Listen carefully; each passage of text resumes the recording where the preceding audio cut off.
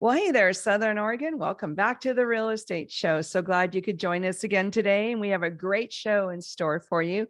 We have attorney Milan Hanson from Southern Oregon Law, who's going to be on the show in a little bit. And he's going to talk to us about estate planning. He's going to talk about real estate law and also downsizing. So it's going to be a great show, always informative, always funny. Milan Hanson from Southern Oregon Law will be joining us here in just a little bit. In the meantime, let's talk about the local statistics for all three counties. We're watching the counties move up and down a little bit, trying to get back into a positive. So let's look at Klamath County. The prices year over year are down 12%. The average residential single family home costing in Klamath County $345,138. The number of solds year over year in Klamath County are down 25%, but the number of listings year over year in Klamath County are up 1%. So we still need more listings in Klamath County, but they are starting to pop up a little bit. Josephine County prices year over year are up 1%. The average price of a single family residential home in Josephine County is now $518,830. The number of solds year over year in Josephine County are down 28%, and the number of listings in Josephine County this week year over year are down 13%. So Josephine County still struggling with listings as well. Jackson County prices year over year, I'm happy to report, are up 6%. The average price of a single family residential home in Jackson County year over year this week is $511,726. The number of solds in Jackson County are down 20%, and the number of listings in Jackson County are down 19%. So folks, you can see we still need a lot more listings. We have a housing shortage on the sales side. If you're thinking anytime in the next 12 months of listing a property, you might want to think about doing it now, because you know what? It means less competition, more buyers, and possibly getting closer to your price. So keep that in mind. In the meantime, we'll keep bringing these statistics for all three counties to you week to week, so you can see how the market is changing. In the meantime, let's get Milan Hanson of Southern Oregon Law out here to talk to us about estate planning, real estate, and downsizing. We have a quick word from our sponsors. We're brought to you by John L. Scott, Ashland, and Medford, Guy Giles Mutual Mortgage, and the local Rogue Valley Association of Realtors. We'll be right back. Well, hey, Southern Oregon, welcome back to the Real Estate Show. And boy, we have a great guest today. We have Milan Hanson, Southern Oregon Law. He is an estate attorney and a real estate attorney and comes on the show every so often. Welcome back, Milan. Thank you, Alice. It's always such a treat to have you on. We so appreciate your time. We always learn a lot by talking to you. For those folks who may not be aware of estate planning or estate law at all, can you just give us like a little thumbnail? What's a will? What's a probate? What's a trust? Just a little quick definition so we know where we're starting. Well, I can tell people that if you don't have a plan for your future, Oregon has a plan. Aha. So, that sounds scary. And maybe it's what you want, maybe it isn't. But the best way to have control of that future is to do planning now. And there are some futures that we don't like to consider. They can be scary. Thinking about sometimes our own mortality, sometimes thinking about, God forbid, that we are alive but not able to speak for ourselves. Yeah. So a lot of that coming out of doing the planning is while you are upright, while you have most of your brain cells and it's still able to say what you think, what you want, what you feel, and to come up with that plan, to get educated about it. You have now more control over what's going to happen to you and to what your assets, sometimes a lifetime's accumulation of stuff, and where that's going to go. and to make sure that that is really in line with what you have in your head. So it's a difficult conversation to have with ourselves, and then much less to bring in an expert like yourself. When you meet with somebody for the first time and they're just getting started, what are some of the questions that are commonly addressed in that first consultation? Well, I usually begin a lot with my questions, because sometimes people have ideas. They have some assumptions. They think, oh, this is just going to do what I want, and rather than just dive into that, to get into this call it a hypothetical game, and I say, well, let's examine that or this. Sometimes waste a lot of time. People come in and they usually say, I want something simple. And simple kind of means I don't want to think about it. It's too uncomfortable of a thought. So I really begin with that education, and I ask some very big questions, and I have a packet before I even talk to someone, which just that's immediately starts showing me what the issues are, and then I know what to ask and to look for. And there's the two big topics: your family dynamics and your assets and how they're held. How do you own it? So once that's taken care of, once we take a look at what's going on under the hood in your life, then we can start to pick apart where what you imagine doesn't fall in line with the plan that Oregon has for you. And one of the big things that I see people just want, and maybe they assume is going to happen, is that they are going to be able to stay in their own home. Oh, till the end. Till the end. We here in Southern Oregon, we got a great pioneer spirit, and this is where I'm gonna pass away. Those doctors aren't gonna get me. I'm gonna fight to the bitter end. And sometimes that happens because some of this is planning, because we don't know what the future is. So some of that is where the plan comes into play, and the more planning, you have more control. And so in order to keep people in their houses for longer, because most people don't consider some of these triggering events, is that you have an opportunity now to do something while it's voluntary, and you can spearhead it. You can take control of that plan rather than it assuming that it's okay, and then it becomes involuntary because now something has triggered. You have a health complication. Maybe your spouse has a health complication. Maybe you're slowing down. Maybe you're seeing some signs. Maybe you don't want to acknowledge it. You can't envision any future for yourself anywhere else, and so this just never comes up. But I'm seeing, especially here in Southern Oregon, we have some beautiful rural properties, and some people love their hobby farms, and they pour their life and their soul into it. They love maintaining their acreage, and that's like kind of their retirement plan. They're out there building a garden, they're doing stuff, they're adding a gazebo, and they're out there on their tractor mowing. They have and some of the danger that I see is, especially I did have a really good client, and he was going to work even in his 70s. He did not want to stop being relevant.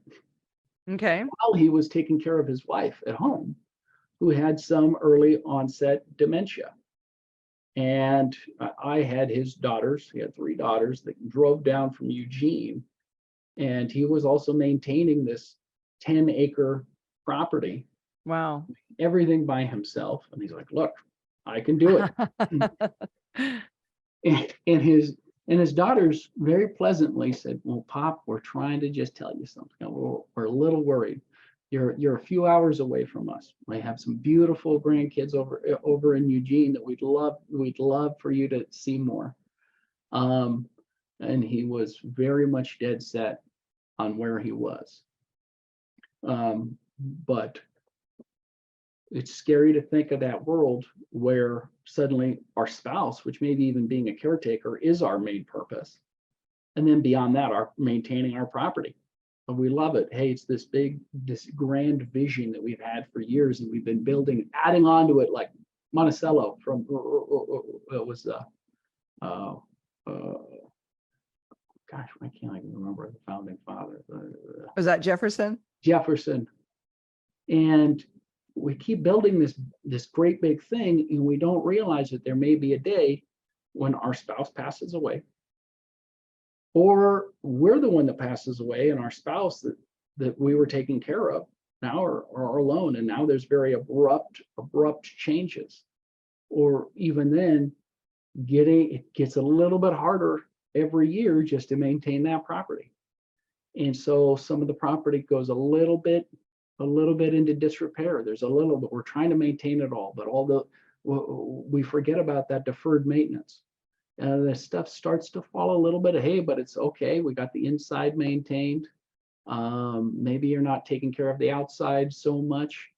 And God forbid that there are these times that happen. We're so attached to our property, but we can't let it go until there's suddenly as an outside force or an inside force, our own health, which we can't picture that we might ever lose that one day. And then these become a real emergency, a real crisis of meaning and purpose. So I've been working with many seniors now who want to keep their properties at all costs. And I was just looking at the Center for Disease Control. They are labeling loneliness as one of the big epidemics of our time. Oh, interesting. It's not a disease. I didn't know loneliness was a disease. But if you have a person that's attached to their property, if they've lost a spouse, maybe they're trying to make the payments. Maybe they go through a reverse mortgage to try to keep it. But they're still isolated. And isolation, they found, has, even if we don't know we're lonely, we don't acknowledge it. Maybe I'm just a natural introvert. Mm-hmm. Which a lot of country people are. Yeah, it gets hard to move around. And even then, going back and forth, if you have hospital visits, it gets hard to get off the property and to go do things, to get out, to go meet people. And we're also finding that as we age, sometimes money or other things don't mean as much. We've lived out our productive years. We've put in our time, put in our work. Maybe we are retiring, but now it's coming back. We have a change of our value system. Hey, money doesn't mean as much. And we don't think that those memories that we've had before, or even our relationships that we kind of put by the wayside for so many years, now those are that real currency. We're finding that in older people, their well-being, their mental well-being, their own happiness, the quality of life is so directed towards how they are able to maintain their relationships. And living on a beautiful rural property, we get to live our American dream, but without considering what is going to be that cost, being tied so much to my property that I am shutting out the rest of the world, or shutting myself off from potential relationships by being kind of alone on this beautiful property in the woods. And so now if I can catch a person right in their 60s, maybe 70s, if they're starting to slow down, and maybe I'm starting to already just like implant some of the thoughts, like, wait a second, you have a lot of life transitions. Most people have not thought about downsizing, have not thought about, wait, is this, and sometimes it's just, it's not downsizing in house square footage. Sometimes it's just downsizing in acreage. Yeah, smaller acreage yard. That you have to take care of. Yeah, not so many cows. Yeah. And I've been rather kind of lucky to be in a family that, you know, and my father's been an attorney here in Southern Oregon for 40 years. And he's gone through it with my grandfather, that they moved from Portland. They had a big, beautiful house trying to keep up with the Joneses in Portland. And then about 15 years ago, they moved here to Southern Oregon and they got a smaller house. It was downsized and they kind of were begrudging, but they were closer to family. And that was a big, big transition for them. And they did it. They didn't want to be here. They said, well, we have so much here to do in Portland. And it's like, yeah, but you're not getting out of the house in order to enjoy it. Oh, And interesting. yeah, the one thing you have is family. So they did make the move to Southern Oregon for family. And then they were there for about 5 years. Before even then, they went through another realization. Wait a second. We're going to need to go. Our health, their minds are still sharp. And sometimes the mind is willing, but the body is not. Yeah. And that's hard for people. So they downsized again. And that was going into assisted living facility. And so navigating each of those transitions was unless you know about it and you're able to really process it for time. But thinking about having that communication with your family, what are they doing? Is it a possibility? Sometimes when you've lost a spouse, what's tying you to this place? All great questions. We're going to have to take a quick break with a word from our sponsors. We're talking to Milan Hanson about downsizing, real estate, and estate planning. Do not go away. Well, hey, everybody, welcome back to the Real Estate Show. So glad you could join us today. We're talking to Milan Hanson of Southern Oregon Law. He's a real estate attorney and also an estate attorney. We're talking about estate planning and downsizing and how so many of our elders, especially here in Southern Oregon, they're hardcore country people and they don't want to leave their land. It's difficult for them. Yeah. So I was talking about how my grandparents made this begrudging move from Portland in their big, beautiful house, came to Southern Oregon, bought a beautiful new Mahar home in a beautiful subdivision. And it was half the footprint of their bigger place. And they had to there was a shedding of stuff. Yeah, what was that like for them? Well, for my grandma, and she had dementia the last 10 years of her life. She passed away just about 2-3 months ago. Oh, I'm sorry. But what really motivated her in life was keeping up with the Joneses. And she knew everything in her house, what year she bought it, what the brand was. She had to tell people what brand it was and what she bought it for. And whether it was on sale, and she'll even remember the discounts. And when she was downsizing, she was constantly giving stuff away. And, some of it was good, some of it was a little dated, but in her mind, it was like, I bought that at Nordstrom's. How could you not acknowledge that this is a precious object? But it was all precious objects. She knew everything about everything in her house. It had a story, not about how she, what it meant to her. It was always about price and brands, but she would always heckle us. Do you have it? Where is it? I want to see it. Can I see it? What about that Victorian dining table I had in my China set? Do you have it? Can I see it? Are you taking care of it? You're not supposed to put those in the dishwasher. In the dishwasher. Yeah, that's the thing. Don't put it in the dishwasher. Yeah, there was a whole nother set of rules. Like, you didn't give me the instruction manual. And she would constantly look at pictures of her beautiful home in Portland. Like, people remember themselves at the high point of their life.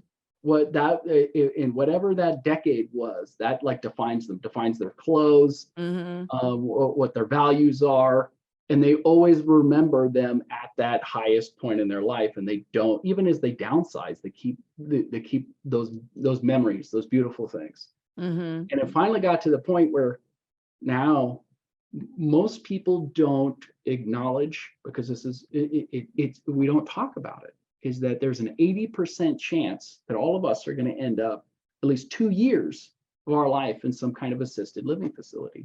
Wow. That makes sense. 80%. Wow. So sometimes that happens. If you catch a person that's like, the family's implanted the thought, the kids or somebody. well, maybe you're slowing down. Maybe it's time. And if they're humble enough to accept that, then maybe we can make a transition. I mean, it's not always happy if you really are define yourself by your things, and in the place that you live and who your neighbors were and what neighborhood you lived in. Mm-hmm. And that was hard. It was hard for my grandparents, but I was proud that they did it. And Yeah, because they were in front of it, and then they did it twice. So that's something I don't think people realize. because sometimes you move and you make plans, and it really came down to then, where are they going to get the services that they need? Mm-hmm. And it just so happens this morning I was on a call with another lady who is the sales director for a very big assisted living facility here, and has asked me to do another talk. And she for potential people coming in, and to help them in that transition, to help them to contemplate this. But in those transitions, every step of the way, most people don't. They want to stay in their home, but if you have this this reality that sets in, if you need more healthcare and you're taking maybe weekly visits to the doctors, and you can say, well, I have health insurance. I have great health insurance. I can go in as much as I want. I'm going to keep going in, and it's not going to be much more cost to me. Mm-hmm. But just for those health tune-ups that keep coming up. If it wasn't my grandma, it'd be my grandpa. Mm-hmm. Something happened. Oh, grandma fell down again. And even then, if you're going to stay in a place and you really want to age there, you're probably going to have to do some little retrofits. You're going to have to do some construction, right? Yeah. Put a handlebar next to the toilet. Is this safe? Is this a one-story house? Is this a second story? Well, or is there a basement? Hey, maybe those aren't going to be really, if it has a second story or a basement, any place with stairs or on an incline, even just a slight slope, just stairs up the driveway. Mm-hmm. Those aren't going to be great places to age, because Yeah. when we're talking about some of these triggering events, what sometimes happens is it's a fall, and that's the first wake-up call. You have a fall, you go into the doctors are saying, well, maybe you can do a few retrofits, but I don't know, maybe this will be good for another year, maybe 2 years, maybe 3, but you still might be slowing down. Is that piece of real estate still appropriate for you if you're going to have some mobility issues? Mm-hmm. And I like how you put that. Is that piece of real estate appropriate for you at this time of your life? Because that takes some of the emotion out of it. And those poor doctors, are they the ones that are breaking? Are they the first time? If the family doesn't break it to the person, is it the doctor that has to break it to them that they might have to move? Well, they can do what they can, and they only have so much influence. Right. Because they can tell you, yeah, okay, yeah, you broke your hip. we're gonna fix that up. We got to go in for hip surgery. You don't need to know about the bill. Health insurance has got it covered, but that's a big ordeal. You're going to be in recovery for a while. Mm-hmm. Now you're going to get a taste of assisted living, because you're going to have nurses or somebody coming in. Oh, right. At least during that recovery. Right. Maybe you have a spouse that's ready and willing to do that. Sometimes the spouse that's still upright, spry, still can take care of themselves, they find some new meaning in being a caregiver. But it's hard. It's really hard. And sometimes they don't have the strength or the energy to do that. So you end up with a caregiver anyway. And that is another hard involuntary triggering event.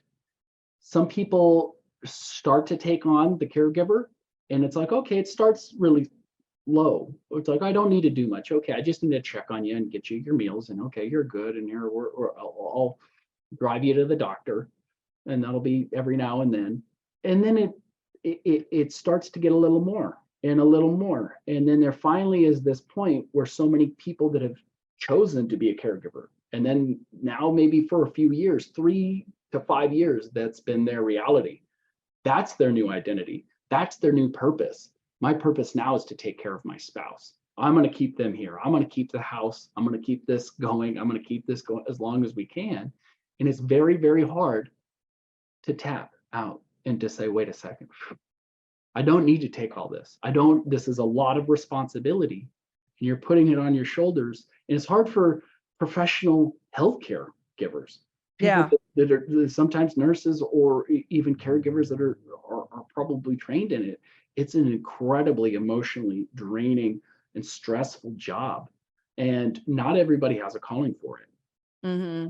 Sometimes you're lucky enough to have a family member that's willing to do it. I've seen some families that actually had nurses in the family that they were, oh, I know Oh, exactly. that's lucky. Yeah, oh, we got this. And I see, wow, hey, look, you've maybe saved the family a lot, the need to move or the need to, you can keep them in place a little longer. Mm-hmm. But just making it real, considering at some point you may need to downsize again. Maybe it Yeah. still might be too much. You still might end up in assisted living because there they centralize those resources. And then you might have to go through that point. If you've had that emergency, you need to go into assisted living, then maybe the rest of the family, the kids, are scrambling to say, well, we need to sell mom's house Mm-hmm. Because to it's pay for awfully the assisted living. expensive. Yeah. And then that creates kind of a financial crisis if you're not ready. So what I really love about your practice, Milan, is that you've got real estate and estate planning together. And I think that helps people prepare better because so many of our elders, as a real estate agent, I'm finding a lot of them are not financially ready. Some of my own family members, and it was a huge crisis. And then the adult kids are standing there having to jump in to help mom or dad because the financial planning that they did wasn't quite adequate. And then there's always the question, like, wait a second, I need to sell mom's house. She's in recovery. She's moved to an assisted living facility now as an emergency. And at closing, how do they have the authority to sell that house? Yeah. Yeah. How do they?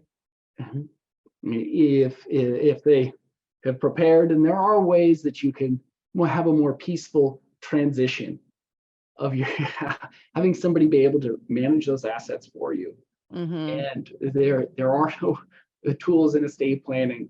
We can make it a little easier. So then it's like, wait, this is the family's emergency plan. And then I like to bring in the kids to tell them, hey, this is what this means. This is when the triggering events are. This is when you're going to know to step up. You don't need to do anything ahead of time. It could be a year from now, could be 5 years from now, could be 10, but you now know what it is. And I like to bring the family just so they can ask me questions. What is a trust? What is a personal role? What does a will do? What is a power of attorney? What are all these different things? And if we have the tools, bring out which tool, which document do you need at the right time to make sure you have that successful transition. Oh, and that must be so comforting to them to have all that preparation. And you don't really know, is the decline going to be mental, like dementia? Because that's a different strategy end game than if they can't walk, but their mental facilities are still there.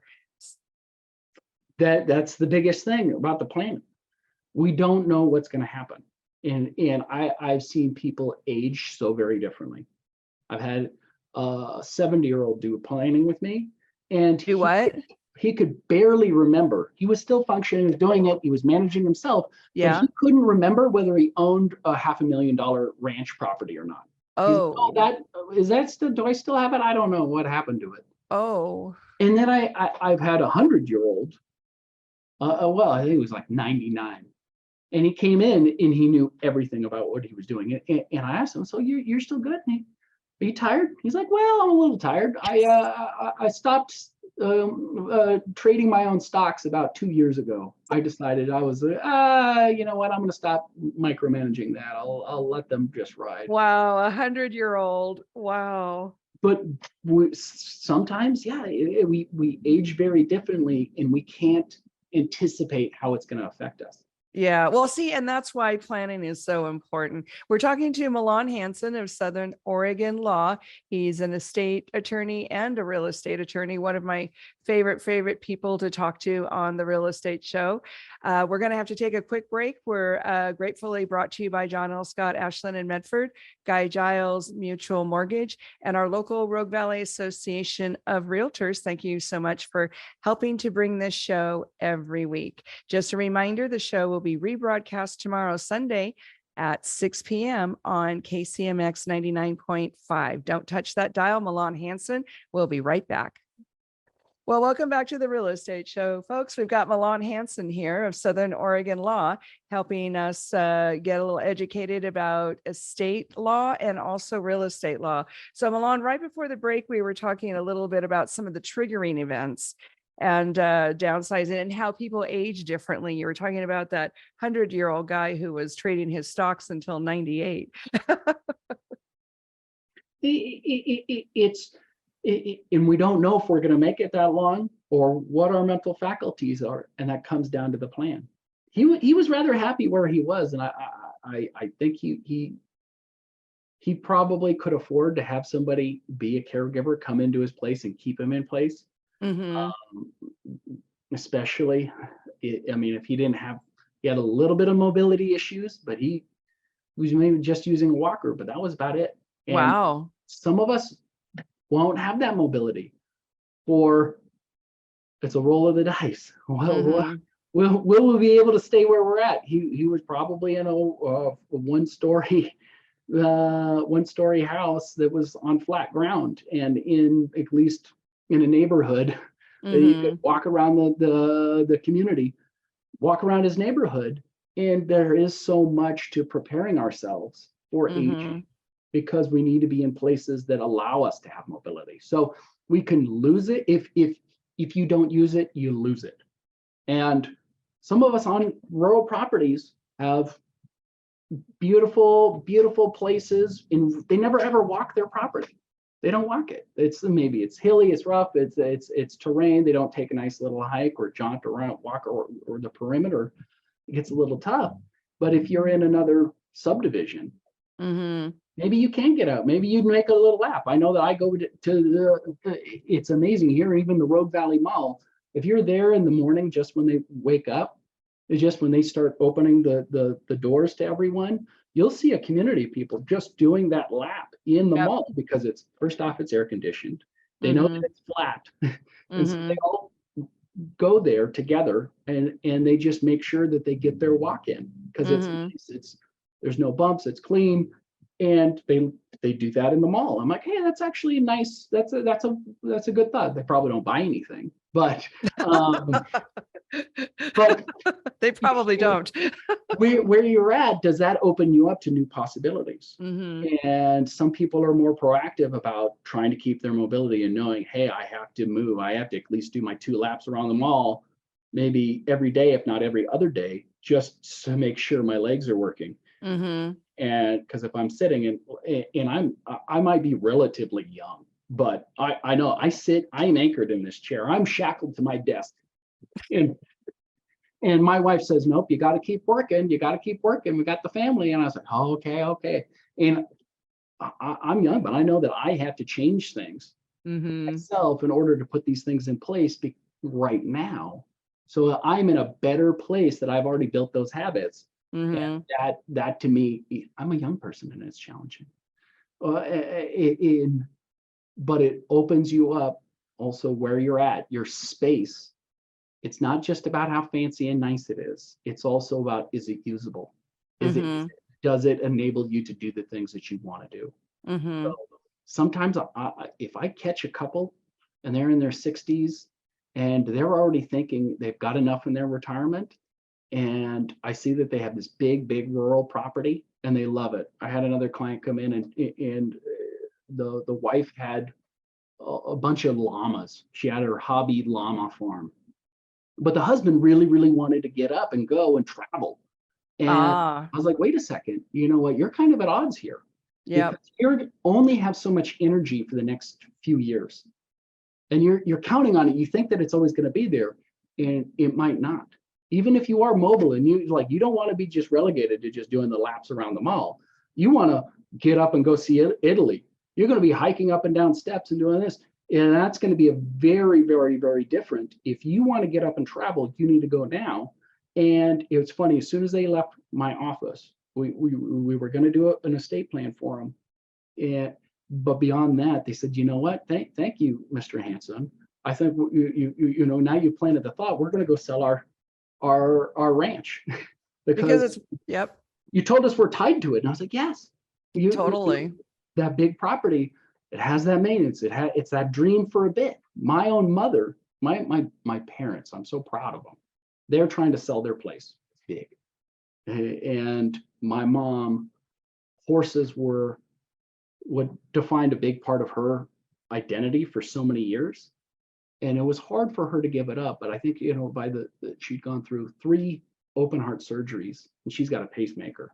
And I think my gosh, that told her that, she wanted to stay up and be active, but the horses were such a big part of her life, but they were so much maintenance. They were so much upkeep. And I'm proud that it's not just being able to tap out when being a caregiver, but being able to tap out. And it's like, no, you know what? There's still a big world out there.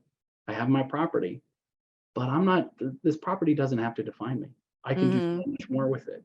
What an interesting perspective. That is really beautiful. And then it helps people like the couple with the llama to say, you know what, we need to do it now. If we're going to go to Italy, we need to do it now.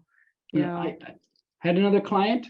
The husband had been retired for about 5 years and he'd been wanting to go, and his wife still was a nurse and wanted to keep working. She could work until her late 60s and always be useful. She was still relevant. And then they were planning a trip to Europe to hike on this big trail, the Camino, and he had to back out because he finally had a health problem. So he'd been waiting for his wife to finally give up and retire. And all of a sudden he was having the health problems and they weren't able to do the things that they wanted to do. So she's going to go now on the trip without him. Oh, yeah. Yeah. You don't want to wait. You don't want to wait to live your life. But beyond just considering these things, because that's one of the first steps. But beyond that, if you have a good family structure, and I see sometimes people that have been stuffing money away in real estate investments, they've been stuffing money away in retirement accounts. They're ready. They have plenty to ride the rest of their lives. But then thinking, wait a second, what's tying me to this place? Should I be closer to my kids? Should I be closer? It's not just to kids, it's to grandkids. I just had my newborn, Arthur. He's nearly a year old now. And congratulations. we have 2 working parents. My wife is working. I'm working. And it's been nice we have 2 grandmas. We have my wife's mom and my mom here in town. And now I can get that's beautiful. That's beautiful. Free to cheap healthcare. Like, yeah, okay, having your grandmas around, this is great. This is one for young families. I was like, no, bring grandma and grandpa. Come live, if not with me, near me. But then there's also people that are having a lot of side family agreements with real estate. Sometimes they're co-signing on their kids' loans. Sometimes they're lending money, and it's like, well, if there wasn't any lending documents, it's really a gift. But thinking about it and having it, is there a possibility that you could help your kids purchase a bigger house with more bedrooms, and then you live with them, and then give them that gift while they're alive? They can use it. They can get a bigger house. Get this. I love that idea. And you know what, Milan, we're going to be out of time. I'm so sorry, but will you please come back and let's talk more about that, because it's a big movement in Southern Oregon. Well, folks, that's all we have for today. Thank you, Milan Hanson. We'll see you again next week. Have a beautiful Southern Oregon weekend. Bye now.